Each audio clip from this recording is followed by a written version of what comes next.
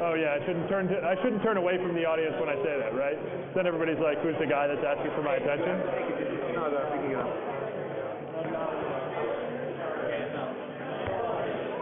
Hello? Hello? Hello? Hi. Hey everybody, if you guys could kind of pay attention up here, it's okay, you can still talk amongst yourselves a little bit, but just look in this direction so I don't feel bad. For those of you that weren't here during the day, my name is Matt. Welcome everybody. I'm here. Yeah, it still is. Thank you for that. My brain's not processing really fast. First of all, welcome everybody. This is our LA kickoff for the Hackaday Prize for 2015. I'm not sure if everybody remembers, but last year we ran a little contest. We gave away, I don't know, like 200 grand for people to develop projects on Hackaday.io, and then as a part of a larger contest, which was Hackaday Prize, top prize was a trip to space or 200 grand in cash.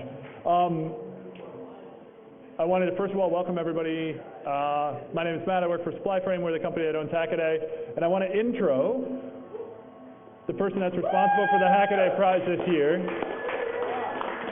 Sophie Kravitz, who is far and away the unicorn that we've been seeking for so long. She's the person that manages Hackaday Prize and a whole bunch of other things that are related to it. So all of these events, all of the drinks, all of the food, all of this stuff, it's definitely a community effort, but it's a community effort that's led in no small part by Sophie herself. So that said, I'm going to go ahead and hand the microphone over to Sophie. We're going to kick off some talks for a little bit, and I'd encourage you guys to hang out, drink, listen, all that sort of stuff. And yeah, Sophie.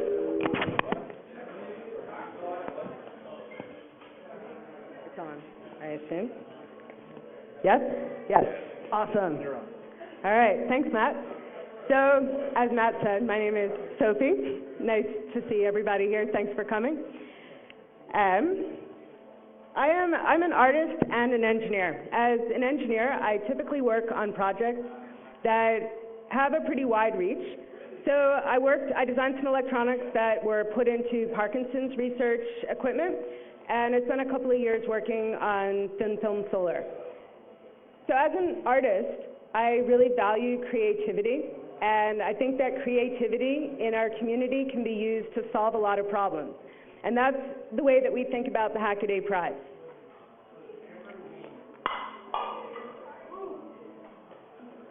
How many people here entered the Hackaday Prize last year? Woo! I got a t-shirt. So did I. I got 2 t-shirts. Brian Benshoff gave me one before I even entered, which was pretty cool. So the Hackaday Prize is a competition that we launched about a month ago, and it encourages people to think about problems and solve them, things that may affect you, your town, your community, the greater world. So that's a very broad concept, and you can pretty much enter anything that you want. We're giving away... Step back? All right. Okay, better? Okay. So every week we're running small giveaways. A couple of weeks ago we gave away 30 PCBs that were from the Osh Park. Those are the purple boards. Last week we gave away 50 BLE Arduinos, the light blue beans.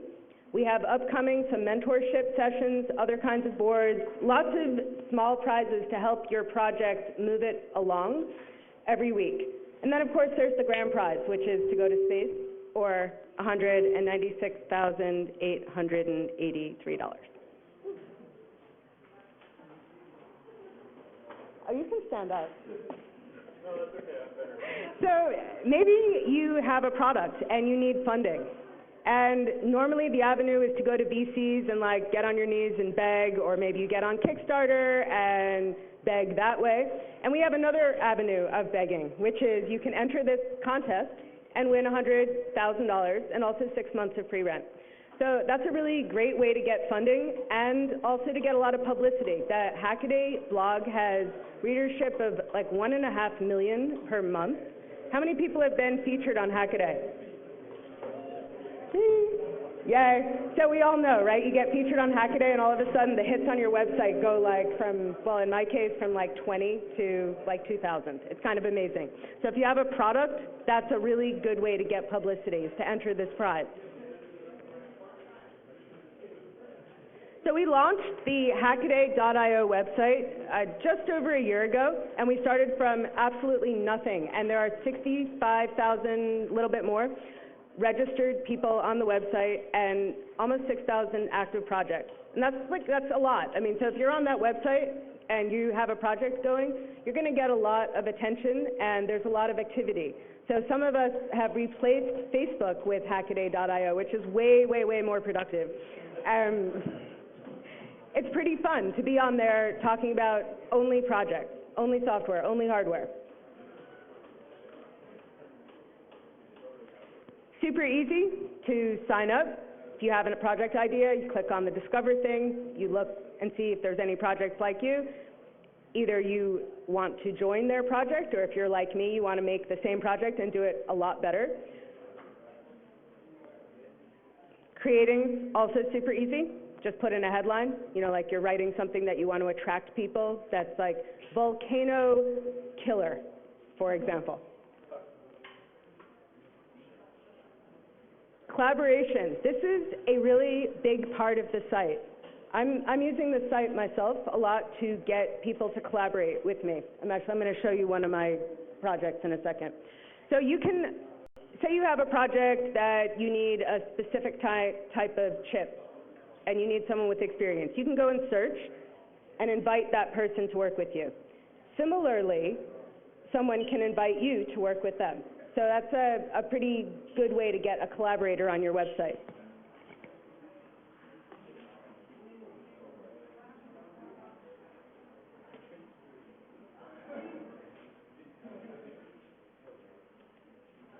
How do I get this on there?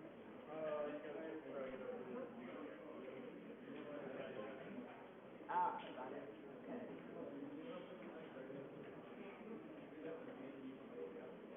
Huh. This is not really. Can you operate it? Just go down a little bit. So this is a recent project that I did in April. It's only a month ago. The concept is a wall of balloons that represent pixels, and they inflate and deflate to make a person's face or body. So I put this up on the site in the beginning of April, and then I went on the Arduino forum to beg for coding help, because actually I'm pretty good at hardware, but I pretty much suck on software. And a whole bunch of people came forward, and you can, I think, scroll. I listed all my collaborators. This is the project, actually. This is the laser cutting with 25 solenoids. Can you go up to the video? Yeah, there you go. Yeah. No? All right. Well, anyway, the video just shows the balloons blowing up and coming down. When I advertised, so to speak, that I needed people to help me, I got 2 people to help me write the software and another person who helped with the hardware. So that was like all these things that came from just this one project that I did last month. Let's go back to the, how do I get back to it? Where is your balloon wall set up? It's at my house. I flew it to Toronto to a conference, and I demoed it for only the 3rd time in front of like 100 people, which was insane and scary. But it worked, and then it flew home, and then I came here. So, yeah. Cool. Getting feedback also, as soon as you put your project up, there's probably a few hundred people, you know, just like Facebook, that are hanging out on the site all the time, and they'll talk to you about your project. Like, is it good? Is it a good idea? Everyone's very nice and supportive, so you're likely to get honest but nice feedback.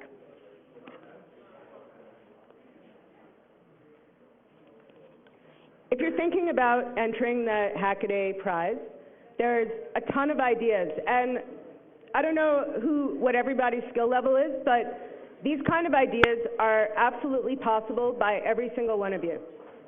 So collaborative website can teach you how to do stuff.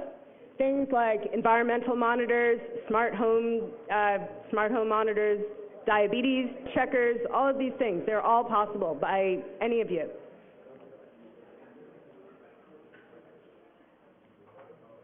So to conclude, you can all write up your project and enter the prize, hopefully go to space, maybe win $100,000, maybe just get a lot of attention or a t-shirt or a BLE board, lots of things you can get. I'll be around all night if you have questions.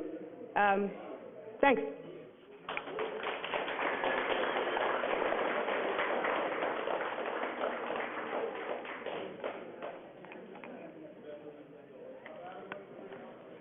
I use the mouse. I emailed you a link.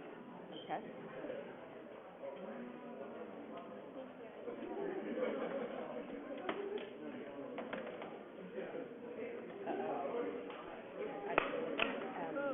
Can you put it, hey Matt, how do I get onto this board? I emailed her Dropbox link. Or I can just drop log into Dropbox. Are you not on here? Go to the Wi-Fi.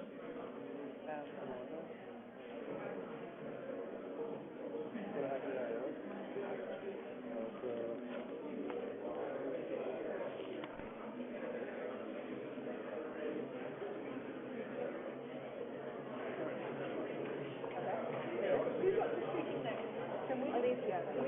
Can you know so I keep the camera? What if we kill this big light just for the top? Yeah, why don't we kill the going? Because I have a glowing thing.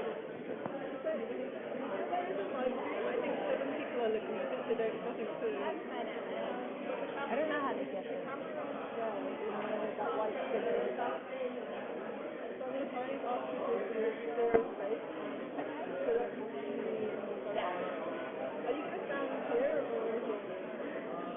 I can stand here, it's more convenient, but I can stand over there too.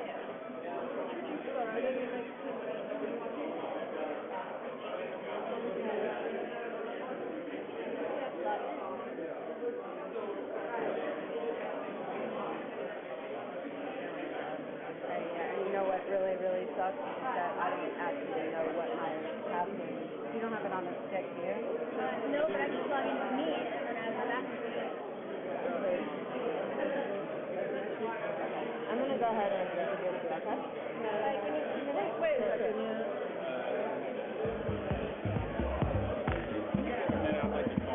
Sure. What's your name again? My name is John. Hey, nice to meet you.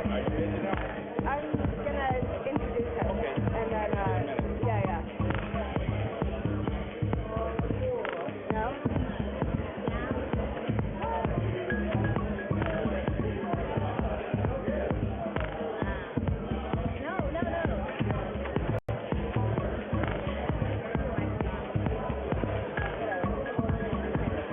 I'm okay with that. Thank God you're in leadership.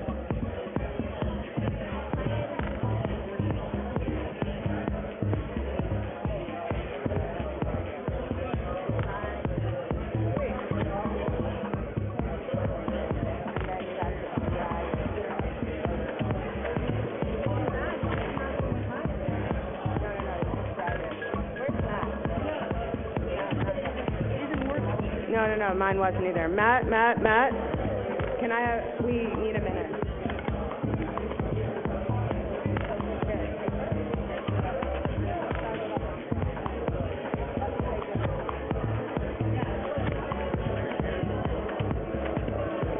No, we're,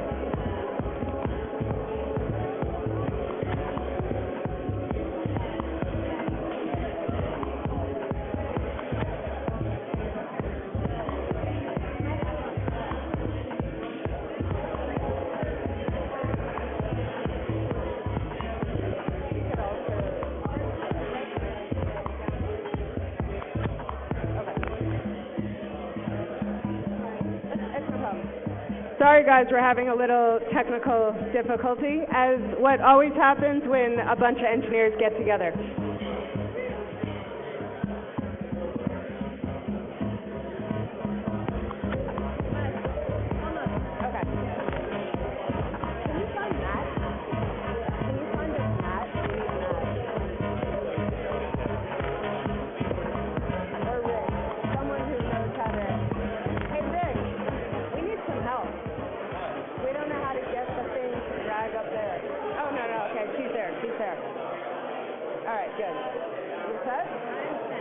Okay, it's very blurry.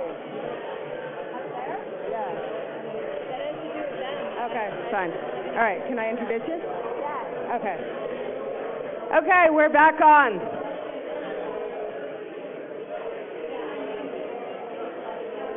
Hello, hello.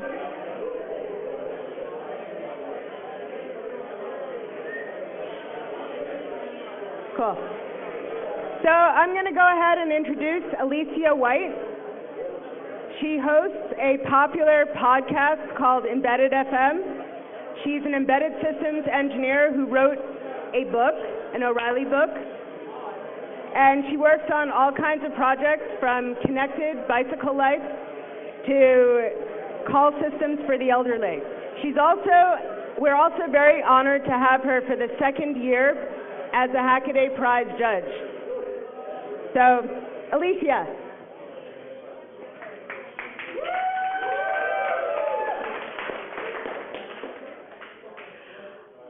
Jasmine, you wanted me to be able to see something so that you were videoing. What was that thing? Thank you. Okay. I can't hear you. It's a shock. I can't even hear myself yet. Right, there's a video camera back there live streaming things, and it's supposed to live stream me, and I'm just going to get started. So, thank you to Sophie for that lovely introduction. I wasn't quite expecting it. Earlier this year, I mentioned that something was like licking a 9-volt battery, and Sophie said, I've never done that.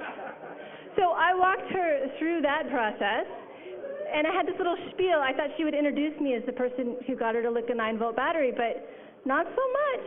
And I had this spiel about how you should try new things to find out if you'd like them. I am here as infotainment as you eat dessert, which was delicious. And I plan to do 3 hours worth of talks in the next 20 minutes. Sophie, your computer does not work for me. Will you slide? So I am giving an inertial talk at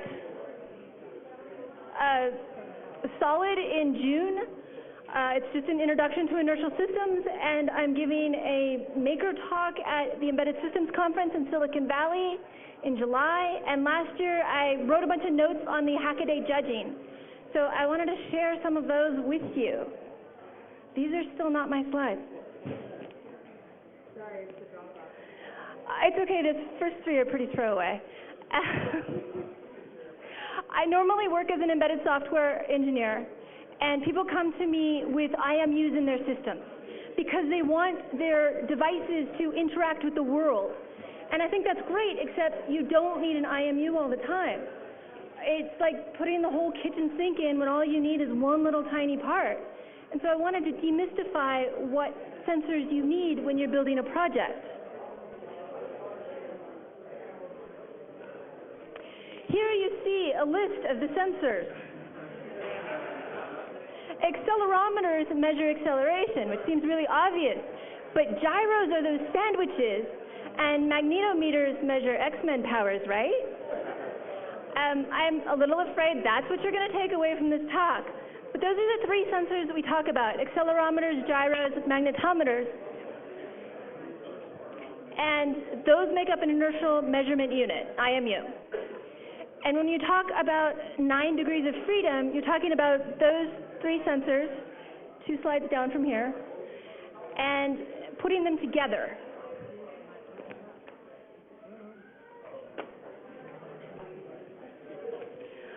This is a comedy. Accelerometers do in fact measure acceleration, but the number 1 acceleration you are currently experiencing is the Earth pulling frantically at you. Of course, if you get in a car, you might be measuring the acceleration as you zoom along or stop. Or if you go in one of those spinny rides where you can walk on the walls, sure, it'll measure that acceleration as well. But 95% of the time, an accelerometer is used to tell which way is down. It's not that exciting. Still no.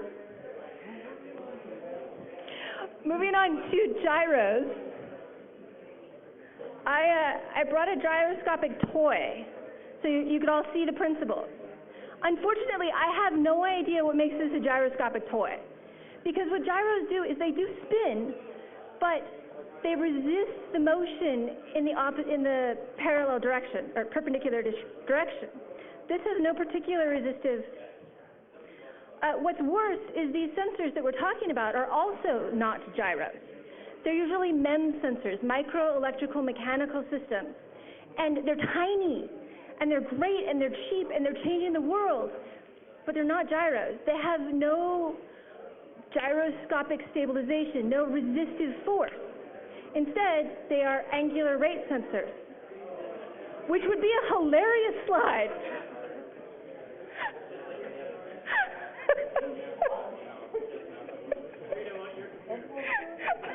No, at this point, this is awesome. We're just going to go with this. One more thing to know about gyros. Actually, to know about all of the sensors, actually to know about all sensors. All sensors are temperature sensors. They just sometimes measure other things as well. Gyros measure spinniness. They measure how things turn. Magnetometers, this is perfect.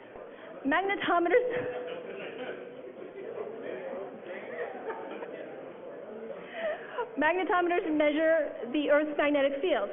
So an accelerometer will tell you which way is down, and if you're smart, then you can figure out which way is up. But the magnetometer will tell you where you are, like on the Earth. It gives you a whole other axis to play with. It tells you which way you're facing. Magnetometers are, of course, temperature sensors because all sensors are temperature sensors. Magnetometers are also very affected by magnets and by Earth and electric fields. So they're fussy little things. You have to be really careful about using them. About 3 back, actually. Oh, cool. It's working. Okay, so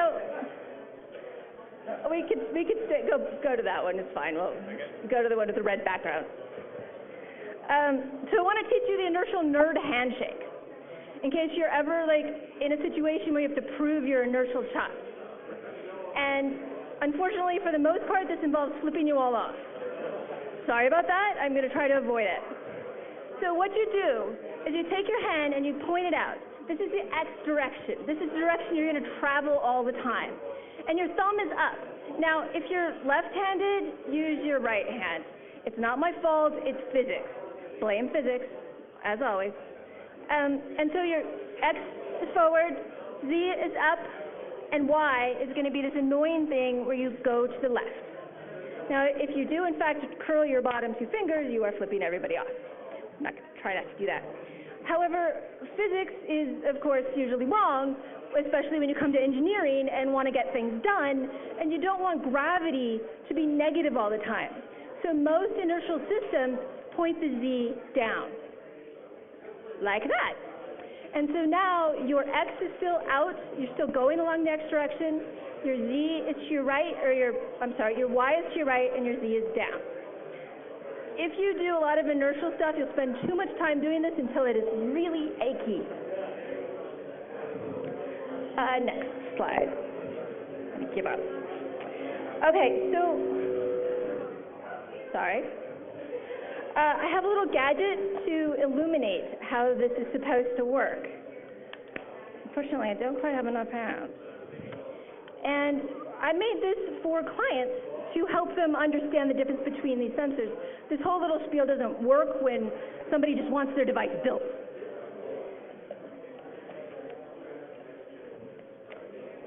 So now it's in accelerometer mode. And what it's measuring is gravity. I have Z as my blue direction. It's got an RGB LED in it. If I turn it, now it's measuring X, and then Y. Really? This is just a technological disaster.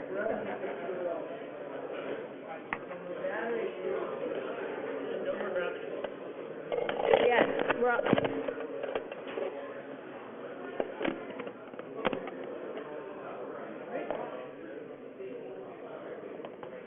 Right.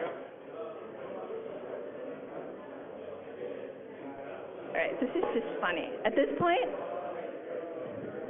Okay, so if it was behaving, you would be able to see the different accelerometer axes. And that's really useful because you see that it's always lit. Gravity is always on. And if I tap it, it would glow white briefly. Because that's the other thing accelerometers do really well. They detect taps. And so tap detection and gravity are your two accelerometer features. However, if you go to angular rate sensors, those gyros, it would look just like this if it's not moving. Because gyros are boring if they're not moving. If they spin in a direction, it will light up that color. And you don't just need spin like this. You can move all kinds of things. So if you're looking at doing a watch motion where you want to turn on when you spin your arm, that's a gyro. And the magnetometer mode, which I'm really sad isn't working because that's the cool one. You're just a jerk today.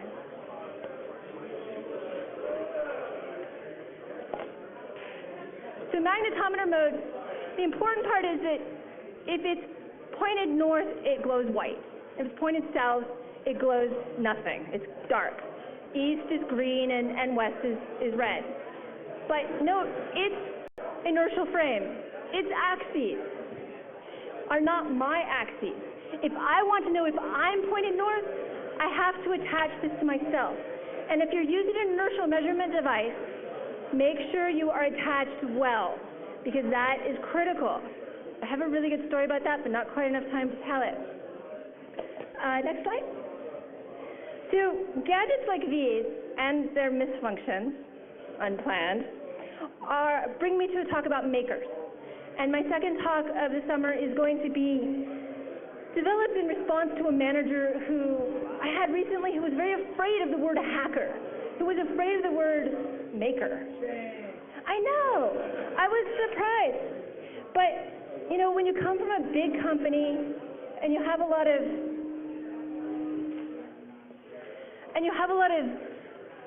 company wisdom about how these things work, you aren't used to the makers and what they bring. Next slide. You are probably on here. I bet you are. I bet everybody in this room is somewhere on this list. And a lot of people don't believe that they are makers. Really? Instead, they think everybody else is, because they don't put in enough time, they don't put in enough effort. That's not true. It's time to really claim that for yourself. Big companies don't recognize the importance of how makers are doing it because they want to learn, because they want to have curiosity and they want everybody else to have curiosity. On the other hand, big companies do have a reason to fear. Makers tend to be motivated by fun and by learning. As somebody who's managed people, it's a lot easier to pay them than to amuse them. And makers do tend to want to share what they've learned. And if you're trying to get patents, that's not so easy. Next slide. So, I'm not really a maker. I do have a Hackaday page. And I have done a few things. I made Maxwell. He's for my neighbor. And my neighbor's kind of elderly. If my neighbor doesn't pat him, Maxwell texts me, and I go and check. I made a ring because I'm pretty socially feeble in such groups, and it gives me words and definitions, and it kind of relaxes me and helps me find other word nerds. And then I made the box, and it totally worked last week. But if you are in that boat where you don't feel like you're a maker, like you only make things like this for a reason, or you make it for your job, but you still can talk about it. If you need the affirmation that you're a maker, or the gold star, or the badge, here, I give it to you right now. You have it. You're now a maker. Go out and make something, fix something, and share what you learn. Next. So you might have heard about this. It surprised me if you didn't. This is, of course, a good place to share what you learned. Next slide.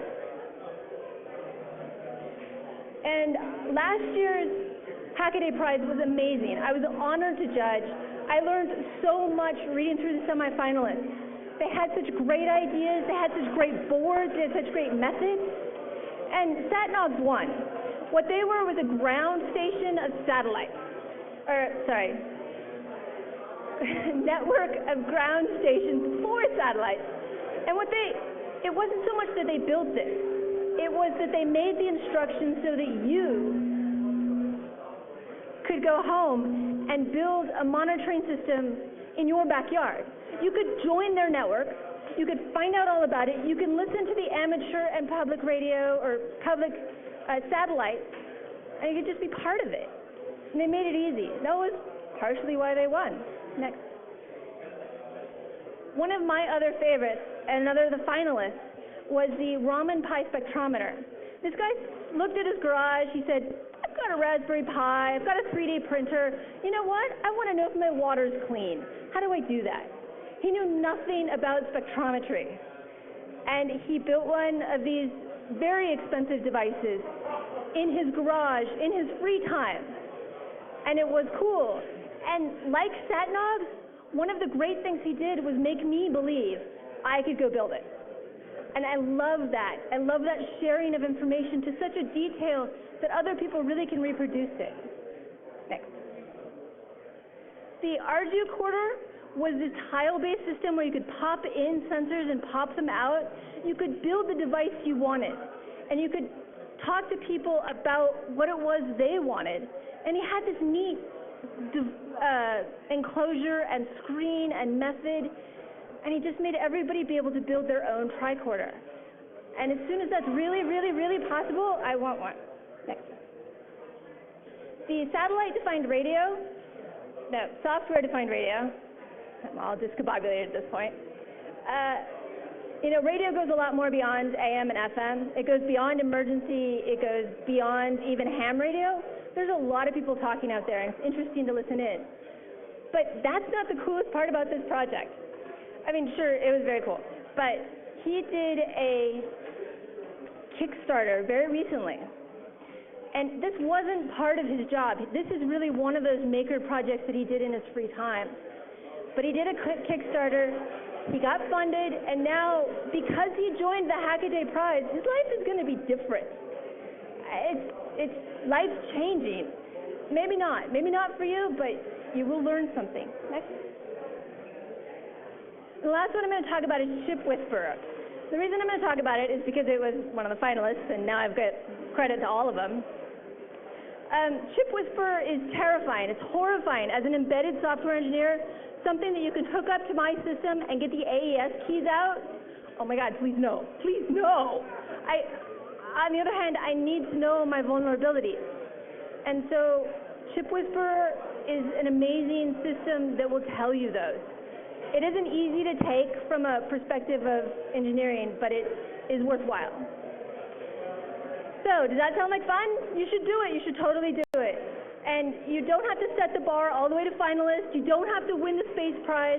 They're giving out so much money in the next 15, 16 weeks. People are complaining that there are too many prizes. Sign up. Make a couple of entries every week. 3 hours a week, you're very likely to get one of those prizes. 2 hours a week and a constant update.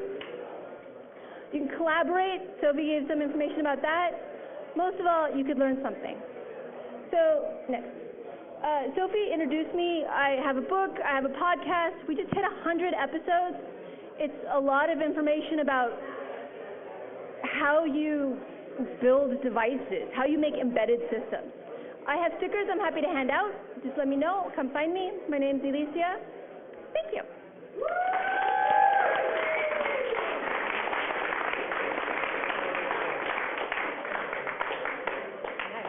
Sorry about that. I have too many things.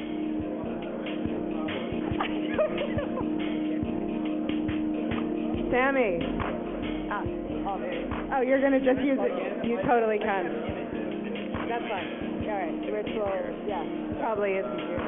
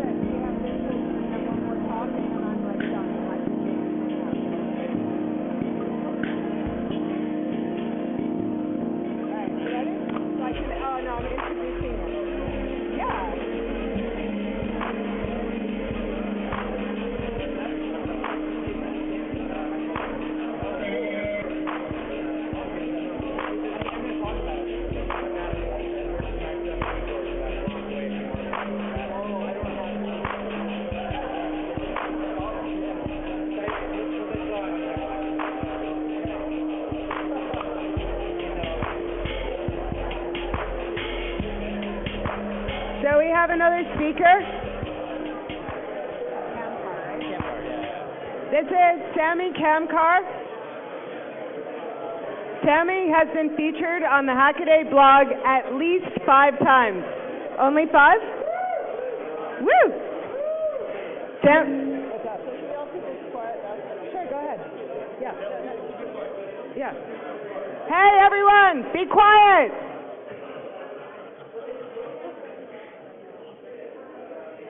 So, this is Sammy. He's going to talk about security research. Sure. Yeah. Yeah. Whole bunch of cool stuff. Hacking stuff. Yeah. Cool. Woo! Thank you.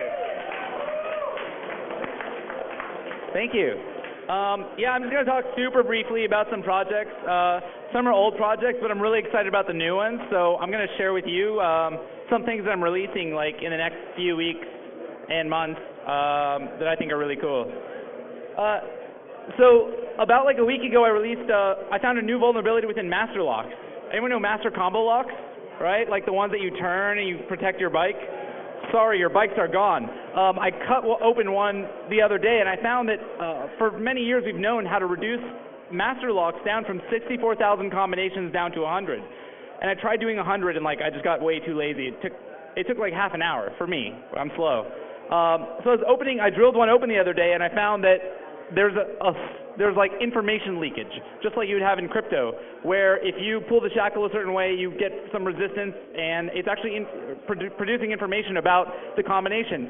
So I've reduced every master combination lock in existence down to 8 possible combos. I thought that was really cool, but it's still like manual work. So I built an Arduino-based device that's 3D printed, that uses a stepper motor, a servo motor, analog feedback, a rotary encoder. It detects the position of the shackle. The stepper motor then turns the dial for you, feels the resistance, and then opens the master lock. It's entirely portable. You can actually like take it. Hopefully it'll be on Hackaday in a couple weeks. So I'm playing it again. It takes less than 30 seconds for any master combo lock. Also, you'll see the back. You can just put the master lock in it. So you just, if you happen to have left it on the cage or something, you can just put it on, and then it'll open it for you.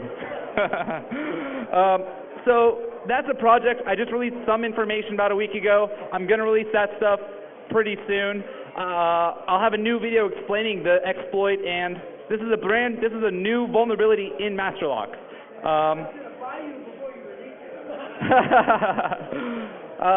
This is something I created, I don't know, like two or 3 months ago. It looks like a USB charger. It totally is a USB charger. It's also something called Key Sweeper, and what it does is, inside I put some other stuff in there, like an Arduino Nano, an NRF24L01 plus 2.4 gigahertz RF chip, and the Adafruit Phona GSM board, so that whenever you accidentally leave it in like an office with a bunch of Microsoft wireless keyboards, it sniffs everything. All of the keystrokes get decrypted and then texted to you. It goes online. There's an online interface. These things are not encrypted properly, so you shouldn't be using wireless keyboards. I'm going to have a new project that does some really cool stuff as well. I don't have a picture. Let me see if I have a picture, just because I think it's super cool. Yes, I do need a bail fund. If you're interested in projects like this, please subscribe to me on YouTube, because all of these are now videos. So I fully detail. I do full code. It's open source, open hardware, open schematic. Everything's on GitHub, and I explain all the stuff I'm doing. I can't find that. Whatever. We'll go through some other projects here. My YouTube name is S4MYK. It's like It's like Sammy K, but a 4 instead of the A, because someone decided to take my name. This is another thing called USB Drive-By. It's an existing project I've released. I'm wearing it. It's basically a Teensy. This is a Teensy that you can walk around with, but it emulates a HID keyboard, and it does some really cool stuff. You can plug it into a computer for about 2 seconds and pull it out, and it's taken over the computer forever, even if you're not logged in as an administrator, because what it does is it starts sniffing keystrokes. or monitoring your keystrokes. So as soon as you put in your administrator password in like a dialog prompt, it then has it. It evades a firewall, so if you're running something like Little Snitch, and it's like, are you sure you want to connect out to this malicious server called Sammy.pl?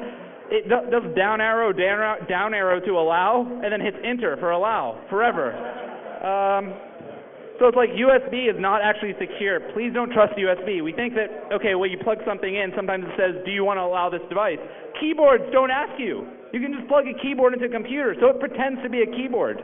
So USB is still insecure, unfortunately. This is a drone that I made. It has LEDs around it. It also has a Raspberry Pi that seeks out other Parrot AR drones via Wi-Fi. And when it finds them, it uses AirCrack and deauthenticates the true owner. And then it connects to that Parrot, and then it takes it over. So you can actually take over like tons of drones, and then control them from your iPad or iPhone, which is pretty fun. So in the next few months, I'm going to have a new project that actually affects 2.4 gigahertz RF non-Wi-Fi based drones, such as the Phantom, which use proprietary RF. If you're interested in that, or if you're doing research in that, please contact me, because no one has released anything in that area, and I'd love to come out with some more stuff in that area if anyone wants to work on that kind of project. I'd love to work with people on that sort of stuff. And this summer, in the next few months, I've been doing some cool projects with the I Am Me. This is a toy from Mattel. It has a really cool Texas Instruments CC1110 chip, which is a sub-gigahertz RF chip. Some other awesome hackers like Michael Osman, Travis Goodspeed, and some others have found that you can transmit and receive on virtually any frequency under a gigahertz. I found that pretty much like every car uses under sub-gigahertz communication to unlock and to start. So I'm going to have some tools for unlocking and starting your car when you've lost the key. That'll be cool. Oh, and garages. I found a new vulnerability in garages, which I'll be releasing in the next few weeks. 2 weeks. That's what I'm committing to. In 2 weeks, I'll have this with some code that can open most garages in a few seconds, due to new vulnerability that I've discovered in most garages since the 80s. If you have a garage at home, I suggest you use rolling codes. Get a garage that says security plus 2.0, security plus 2.0, not 1. They're much more secure. They can't stop all attacks, but they stop many attacks. And those are most of my projects. Just want to tell you, if you guys have any questions, please come. I'd love to chat about stuff. Here's another project that got on Hackaday. It's not security related, it's just like an LED wall. It's sideways. I'm working on it. And I'm turning this into a spectrum analyzer, so it'll actually just be a spectrum analyzer in my house. And I've built 3 more of these. So it'll probably just be a wall of RF, which I think would be cool. It's just LEDs and lights, and everyone loves LEDs. So that's about it. Thanks, everyone.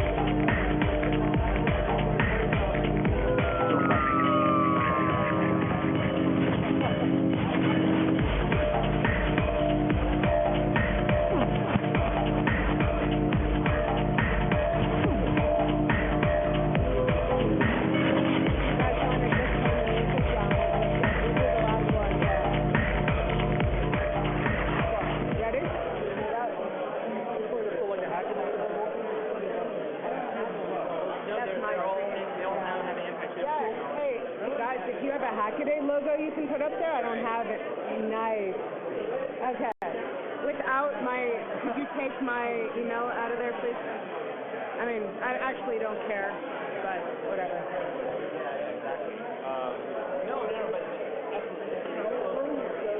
So we have one more talk this evening. If everyone could just quiet down for just one more.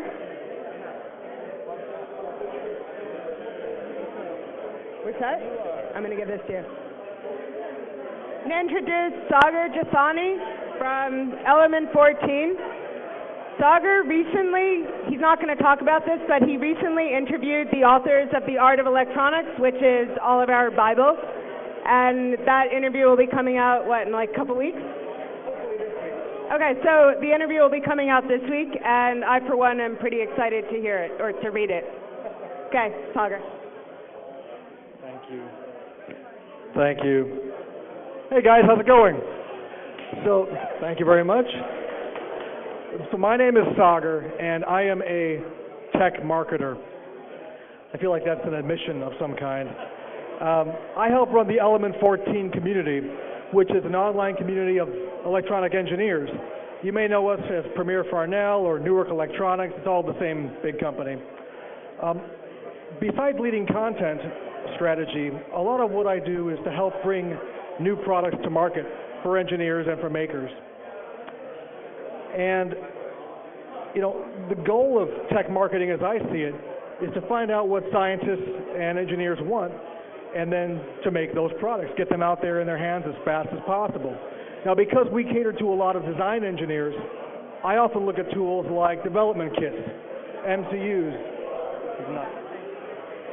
Sorry, I have to interrupt for a second. Can everyone keep it down? We're having some tech problems with these speakers, which make it impossible to hear our speaker here. Thanks.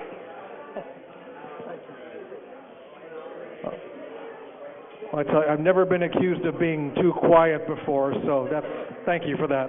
Wish my wife was here. So a lot of the products I look at are development kits and single board computers. And we are just one small player in a huge ecosystem of suppliers, distributors, all kinds of companies that employ small armies of marketers, all of whom are working around the clock to bring the next generation of products into your hands. So when I was looking at this recently, it kind of occurred to me, why is it that so many of the products that are released so disappointing? This year's development kit looks an awful lot like last year's development kit, but with one more sensor or with a Wi-Fi chip on it. Why is that? Why is it when you take a bunch of technical marketers and say, build me something different, something new that we haven't seen before, a lot of the times what you get back is a single board computer priced under $100 running some lean distro of Linux. So I began to think about why this was, and I should say I'm not singling out any particular company or even any industry in this assessment. I've seen this in web, in software, in consumer electronics, and in hardware now. And I think I have a better understanding of why this is. To explain the relative lack of interesting products in tech today, I think you have to get into the mind of a tech marketer. So come with me, and I'll tell you what that's like. A lot of the way that technical products used to be made was by the very people who would wind up using them, right? So, Jack Kilby made an integrated circuit because he knew, as someone who built electronics, what the pain points were facing his industry and his colleagues. When Kenny Thompson and Dennis Ritchie built Unix, it was because they wanted to create an operating system that was easier for programmers like them to use. So there was an immediacy, a connection between the people doing the inventing of the product and the people using the product. It was often one and the same. You still find instances of that today, but I think it's more rare. What has replaced that model is that especially large companies will employ tech marketers who come in with maybe armed with an MBA instead of any particular technical background. And those folks are taught to study the market, look at what's already out there, and then to create an N+1 version of that. And I think that explains a lot about why you see the pace of change in certain segments so incremental. They're N+1. I think another reason for the situation is that there is a lot of pressure right now on tech companies to show a quick return. And when markets demand a quick turnaround, the emphasis becomes not on investing in big projects whose payoff may be uncertain, but rather the quick win, the N+1 that's a safer bet. So by doing that, we're stealing future innovation and trading it in for a short-term win.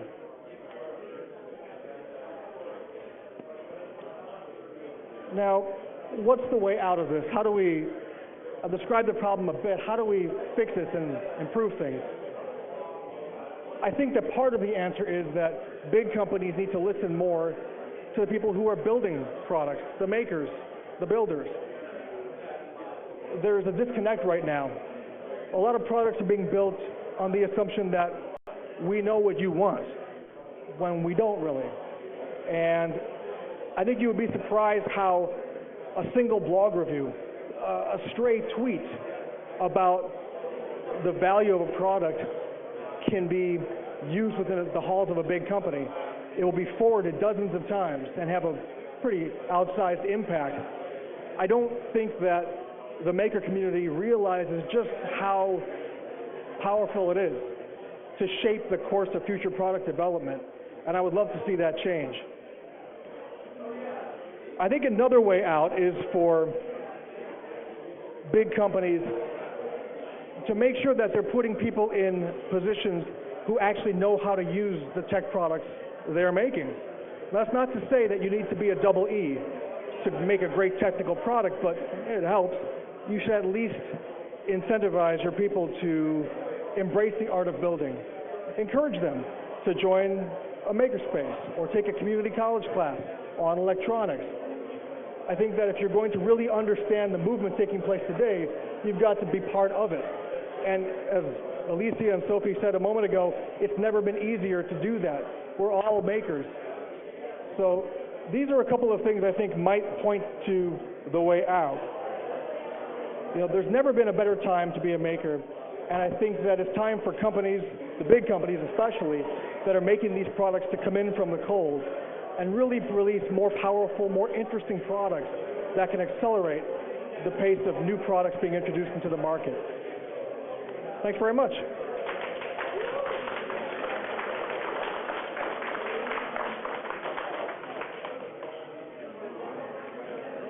Thank you. Thank you. Too bad. I know, that's fine. So that concludes the talks of the evening. Jasmine, do you want to tell us about the game that we have back there? Thanks, everyone. Woo! Hello. Can everybody hear me? We have Gavin. He's not even looking. Gavin. Hello. Gavin. All right, we have Gavin from 2-Bit Circus, and he's going to have a game called Kings round the back. We need participants to play in the game, but also enjoy the party. Thanks. Good night.